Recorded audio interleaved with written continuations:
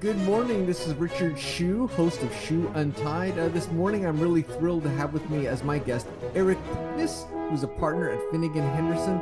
Erik, welcome to the program. Thank you, Richard. Nice to be here. How was my pronunciation on your last name? It was authentic Lithuanian. That was excellent work. I like it. So, Erik, you have one of the more interesting backgrounds I come across. You have an engineering degree in both an undergraduate and a master's in mechanical and materials engineering. Tell me a little bit about why you chose that major in the first place. I'd love to say it was because I knew the semiconductor revolution was coming, but it was a lot less glamorous than that. My second job in high school was working for a sporting goods store in New Jersey. Okay. And in the summer, I sold tennis rackets and golf clubs, and in the winter, I sold skis. And in the 80s, all those, they were moving from metal and wood into high-tech composites and titanium alloys and things like that. Yeah. And so I sort of realized, well, this is really interesting, what's happening in the materials world. My parents had already laid down the rule that they are going to pay for college, but nothing that looks like we're going to go to law school. So engineering was sort of a natural choice for me to look.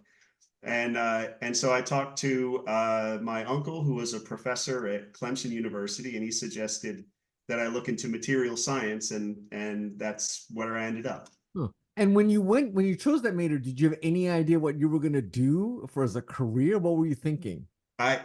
No idea.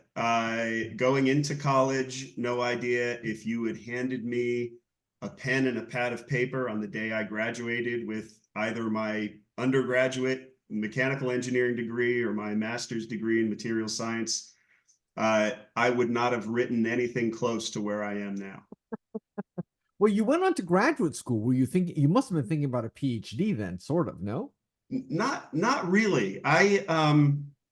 I really liked a professor that I worked with there. I spent my last summer of undergrad taking a class over the summer and working for the material science department in order to make a few bucks and to justify to my parents why I should be able to stay there that summer and not come home and get a job. Yeah.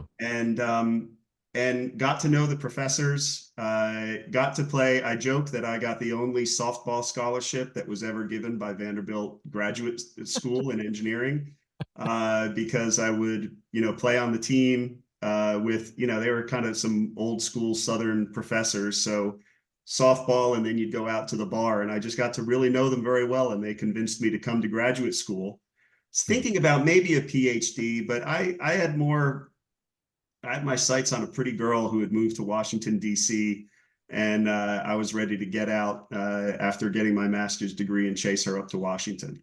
Did you do any kind of thesis or anything for that master's degree? Just curious. I did. It was, so this was in the late 80s, early 90s, and it was studying how sand erosion affected jet engine turbine blades. So you can imagine what was happening at the time, the Iraq War, the first Iraq War.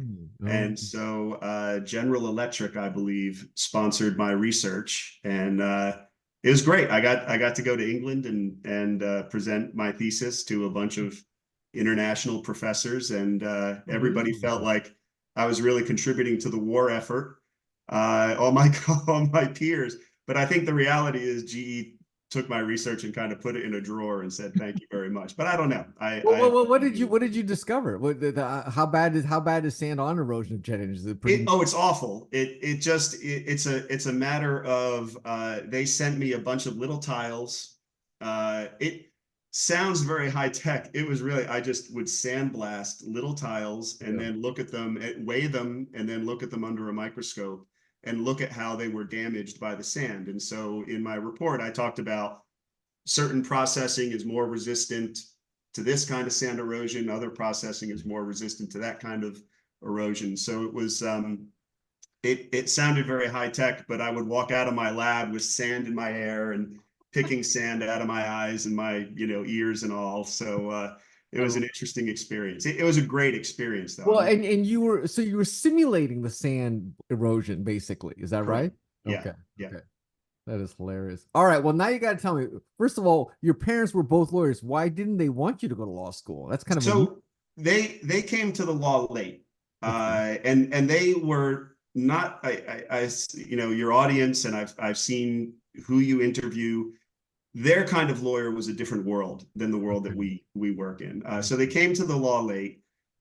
They literally had a storefront, mom and pop law firm, Puknys and Puknys, attorneys at law, just the two of them, not even a secretary. Sometimes a secretary. If things were good, they'd have a secretary who was a friend of the family.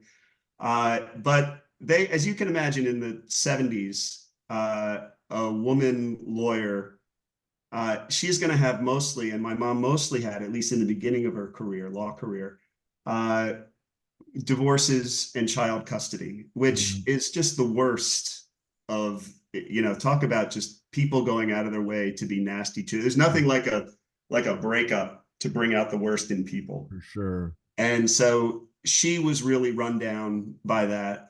Mm, My dad, he was primarily an airline pilot, and then decided to go to law school while being an airline pilot. So I always felt like his heart was really into flying, and that he wasn't really all that much into the legal career, although he had some very good successes as well. hmm. But by the time I was looking at colleges, and my siblings were looking at colleges, they were really down on the practice of law. Mhm. And so they discouraged us from doing it. And so, of course, eventually I ended up going to law school. And so did my younger sister, by the way. Well, tell me, so how did that happen? So you've got this graduate Yeah. degree in material science. You're chasing your girlfriend in DC. Yep. What happened then? I show up to Washington, D.C., and this is in 91. Okay. And the biggest employer of engineers in Washington, D.C. at the time was the military. Uh, Okay. and I got an interview with, this sounded fantastic. It was a group in Carter Maryland, and all they did was they studied how to sink ships and how to make our ships less likely to sink. And so they were interviewing, they had a couple people had retired, and so they were interviewing to replace them. And they were gearing up to, so this was in the fall of 91, they were gearing up to spend the summer in the Mediterranean, where they had bought 6 Italian Navy ships. We're Okay. going to wire them up with all kinds of strain gauges and things like that, and then just sink them and study how missiles affect the Hmm. ship as it's, you know. So I thought this was fantastic. Yeah. Unfortunately, uh, well, unfortunately, you can see how narcissistic I am. Unfortunately, the wall came down and the Soviet Union disbanded, and so the need for military spending was really reduced, and the Navy in particular got, especially its research got cut because they had uh, maybe been not so honest about the progress of the stealth fighter to then Secretary of Defense Dick Cheney and President Bush 1. Okay. And so their budgets got particularly hit hard. And so I was offered the job. And then a week later, they kind of sheepishly rescinded it, and said, we thought we were going to have the slot, the billet. I still remember the term they used. Yeah. And it turns out we don't. And so at that, I kind of threw up my hand and was like, what am I going to do? And the guy I was interviewing with, he said, well, you know, he worked in Crystal City, Virginia, Yeah. and Of which is course. it was Navy campus and the patent office campus. And he said, every time I get off the metro, the patent office is looking to hire engineers. Why don't you go there? And I swear to God, this is true. I said, I can't imagine a more boring career than patent law. But my girlfriend and future and current wife, I was who's gonna say, I hope this girlfriend ends up being your wife because otherwise, she said, you know, I'm kind of tired of paying for all, you know, she was working on Capitol Hill for 19,000 a year, waiting 2 tables at 2 restaurants to help make ends meet. And she's like, I'm tired of carrying you. It's time for you to go out and get a job. And so I was kind of very reluctantly thrown into patent law, yeah. and went for my first day, Yeah. not sure I was even going to show up to my second day, and sat down next to a guy, Roland McAndrews, who ended up becoming a law partner of mine, and then he split off to start his own firm not too long ago.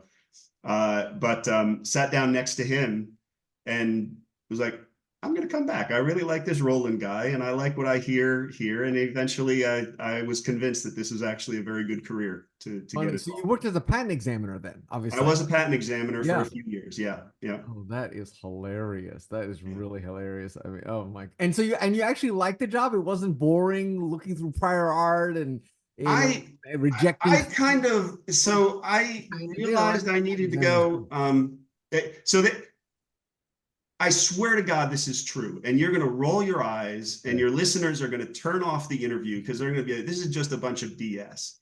But what happened was my first day with my group, right? So at the examining corps, you spend a couple of weeks learning the basics of patent law, and then you go to your group, and that's where you really get trained in how to examine patent applications. So my first day with my group, there was an examiner who was leaving the corps to go work for a firm called Finnegan Henderson. Okay.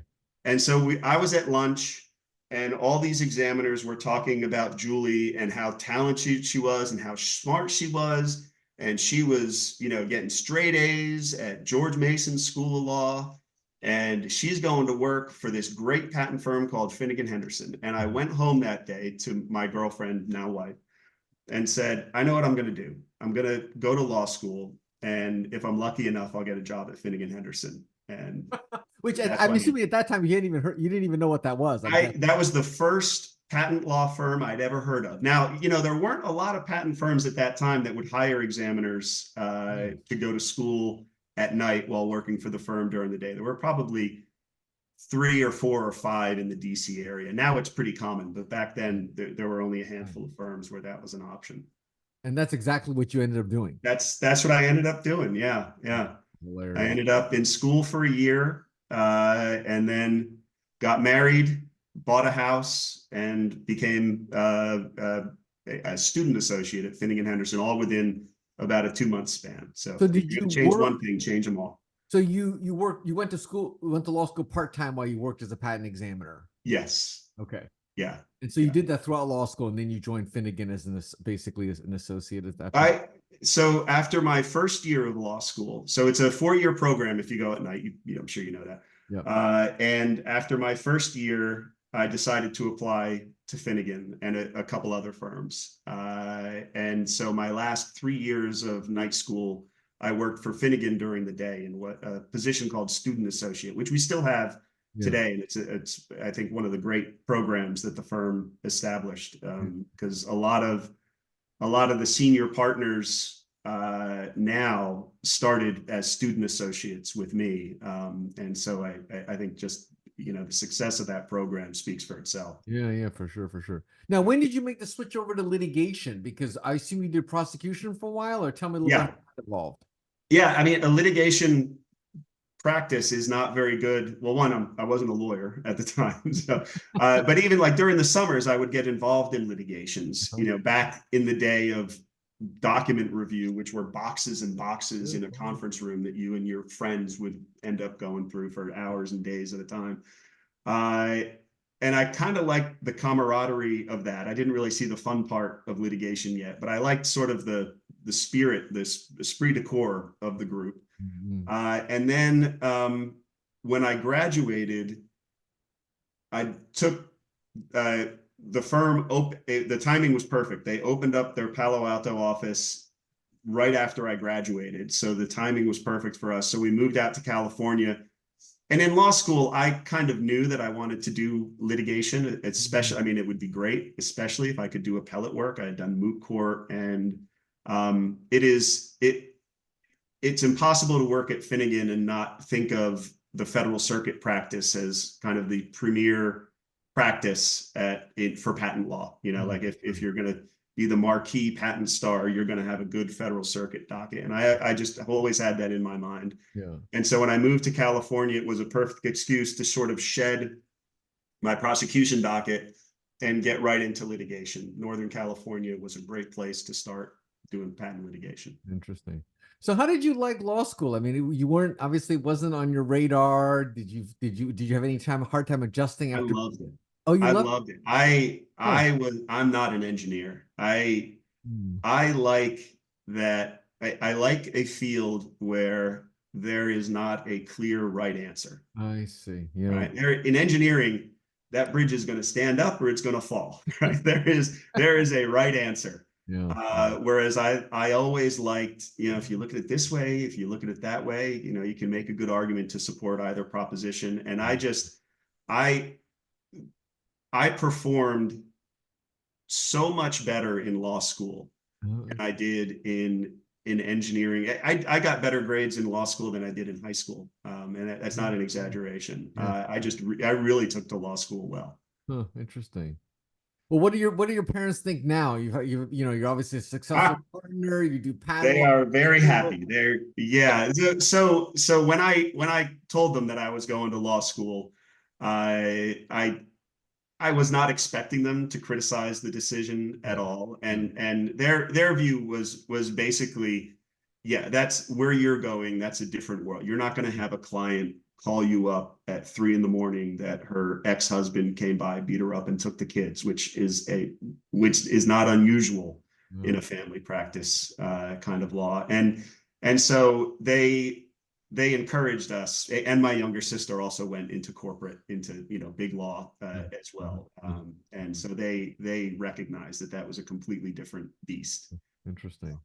So how do you reflect upon the fact that your career, you kind of stumbled into this in a weird, circuitous way? It was weird circumstances, and yet it sounded like it really all worked out really well for you. That's so we encourage our kids. My wife and I. My wife is also doing something that she never thought she'd do. When she left undergrad, and we tell them, you think you know what you want to do, and maybe that is what you end up doing. But the fact of the matter is, there are careers will exist in 15 years that we have no idea of even predicting right Yeah. now. Yeah. Now, patent law is not one of them, but I certainly never thought that patent law would be an option. And it just sort of, so what I tell them is do your best in school, make your decisions, but when you're making a decision, try to make the decision eliminate as many future possibilities, minimize the number of future possibilities you eliminate if that's possible. Yeah. Because you never know when you're going to spot an opportunity and say, you know what, that's for me. Yeah. Yeah. It's interesting to me, and I'm good. Usually the two things go together, right? If it's interesting to you, you're going to be good at it. And it could have nothing to do. And if you don't have the imagination, if you don't have the confidence in yourself that this is something I can do, even though I have no past training in it at all, but I recognize is where I want to go for it. Yeah. So Yeah. Interesting. Do yeah. you get to use your material science background more than you realize? Does that come in handy at all? I do. One of my best clients is in the semiconductor processing area.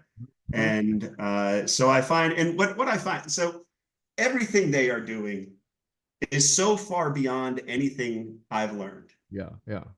But if you can walk into the conference room with the world's best scientists and engineers Yeah. in this place, and you can at least talk the jargon with them, and they see, I usually go in, I say, look, I understand the technology pretty well. I've got a master's degree in material science, so don't feel like you need to explain everything to me. Yeah. And I'll stop you and ask you to explain things. And I think having that engineering background is not necessary.